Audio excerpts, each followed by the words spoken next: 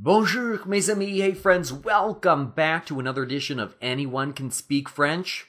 This one's going to be a continuation of what we did the last time. Remember what we did the last time? It was an ER verb in the present tense, chercher. And I chose that one because it was regular.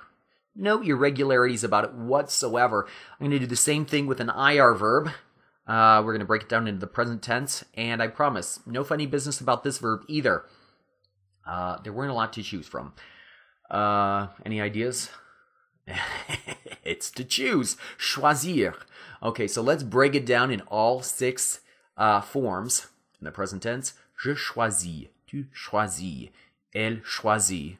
Gotta love those first three boxes. They all sound the same, you know? You just drop that R sound at the end and you've got it made. And then we've got the plural column. Nous choisissons. Vous choisissez, ils choisissent. Okay, now let's talk about the spelling because that's what's key here. Okay, je choisis. You're going to drop that R at the end and you're going to add an S, but you're not going to pronounce that S. You're going to do the same thing for the to form. How much easier could it be? Tu choisis. Drop that R, add an S, but don't pronounce the S. Now, for the third box, the third person singular, as we call it, the il, elle, on, okay? Il choisit. Okay, same sound. Drop that drop that R, but add a T, not an S. Okay, same pronunciation. But just the spelling is a little bit different there with the T instead of the S. Make sense? You with me? Okay, let's move on to our plural box, which makes a lot of sense. Nous choisissons. Nous choisissons, right? Because you've got to get that son, just like cherchons, okay? Choisissons. So you drop that R at the end of the infinitive and add S-S-O-N-S. Choisissons. Okay? Double S-O-N-S. Makes sense, right? Very similar for the vous. Vous choisissez. Drop that R, add S-S-E-Z. Okay? I admit, it's not as easy as the ER verb. Because it had the same sound as the infinitive, right? Vous cherchez, right? Cherchez. The only difference was the Z at the end of cherchez as opposed to the R. Okay. Now we still want that A sound at the end of choisissez, but you have to do that thing where you drop the R and add the SSEZ. Okay. Vous choisissez. So it's pretty easy, you know? And then that last box, the third person plural, ils choisissent.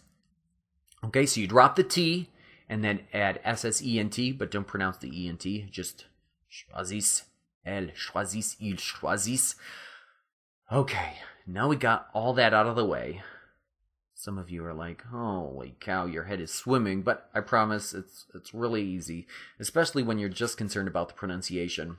Forget the spelling for now, you know, just worry about the pronunciation. Then it's a million times easier. Okay, so I've got a scenario. And we're going to pretend that we're at a sidewalk cafe. Go figure, you know, that scenario is really used a lot. It's like so cliche, right? But it works. That's why we use it. Okay, sidewalk cafe in Paris. You're looking at the menu and you're trying to decide what you want for lunch. Okay, so I've got three popular choices that you'll find on just about any menu of a sidewalk cafe, at least from my experience. Okay, so the waiter says, nous avons un sandwich au thon. Okay, tuna sandwich. Nous avons un croque-monsieur. Croque-monsieur. What's that? If you don't know what a croque-monsieur is, it's a grilled ham and cheese sandwich. They've got a special name for it, croque-monsieur. And then I like to give people three choices. Nous avons un sandwich au roast beef. Okay? Come on, that one's easy. Excuse me, roast beef. That's roast beef, in case you didn't pick up on that. Okay, so three sandwiches, croque-monsieur, sandwich au thon, and sandwich au roast beef. So you're with you and, you know, your girlfriend right across the way, and you're going to be really polite. You're going to order not just for yourself, but you're going to order for her as well.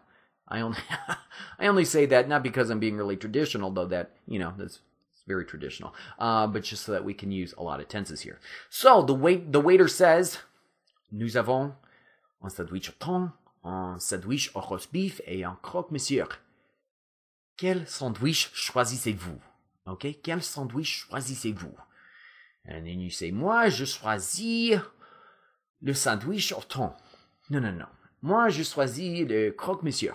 That's the one I like. I like that grilled ham and cheese sandwich. And then you're going to order for your date across the way or your girlfriend. And you're going to say, elle choisit la salade niçoise. She's getting a salad. She doesn't even want, the sandwiches that were mentioned. So I'll tell you, salade niçoise, la salade niçoise, that's a very popular menu item too. It's anytime you hear that niçoise, it's like tuna and black olives and hard-boiled egg. So there you go, that niçoise. It's very, very common on a cafe menu in France. So la salade niçoise. Elle choisit la salade niçoise. Moi, je choisis le croque-monsieur. Okay, so you saw how that works. Again, the question was, quel sandwich choisissez-vous?